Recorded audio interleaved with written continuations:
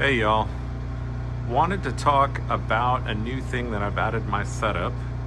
I've been working on some solar and battery stuff. If you're looking at this down here, this is a battery. This is an inverter that some solar panels I've set up are going to.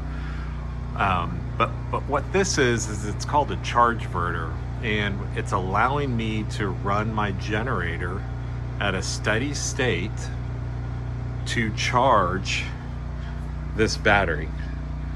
Well, what I did was, instead of having my interlock on my panel switch to the generator circuit, I actually have it now going to my inverter.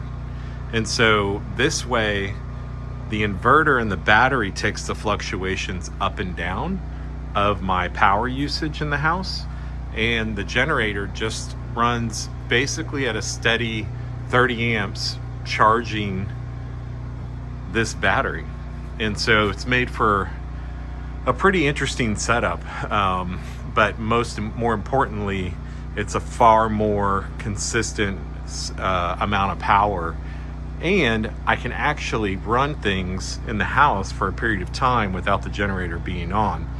I also have a cable that I'm going to be adding to this right here that will automatically start the generator, my portable generator, when the battery gets below a certain percentage. So when this battery down here gets below, let's say 80%, or I could set it to something even lower, then the Chargeverter will send a signal to the generator and start the generator for me. I'm going to show you a cable that I got and show you how that works. All right, y'all, this is the generator that is hooked up to that Chargeverter device. And so, what I've done is I found this cable. It took a while to find the right pin out, but on this Westinghouse generator, it's set up for this smart switch ready thing, which is really a Westinghouse thing. But the device that goes with it isn't really going to work for my setup. Anyway, so I've found the right cable. It actually fits in there. And this will allow me to trigger from the Chargeverter by just basically activating a connection on two wires. And what that will do is allow me to stop and start the generator remotely. I have conduit going back into my garage over there that I'm gonna feed it off of. I haven't gotten that wired up yet, but I just want to show that. I'm gonna put a link in the description for that cable, as well as the Chargeverter inverter and the battery. But what this really allows me to do is, this used to be connected to my panel on the Interlock, and instead of that, now I have the panel going in the Interlock circuit going to my inverter, and this feeds the Chargeverter, so that basically when the battery in that setup gets to a certain level, it will call for power from here, but at a very steady state. Basically pulls about 30 amps, 220 off of that, off of this line, and it's steady. And so once the battery gets to a certain level, then it stops calling for power.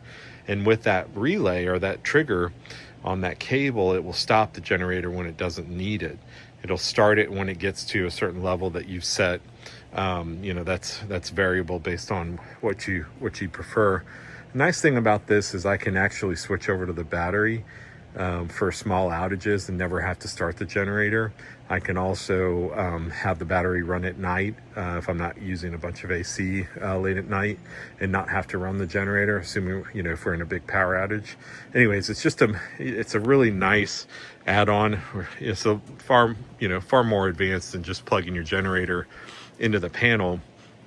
But for those that like to have gotten a little bit more advanced with this stuff, it's a really awesome way to do it, and I've really enjoyed this setup. And it's part of my kind of path into solar as well. So I've got a small solar array in test mode right now that charges the battery. But I still got some work to do there to have it sustain the whole house and get some more batteries. So anyways, like and subscribe to the channel. Ask any questions in the comments. Happy to help and reply. Thanks.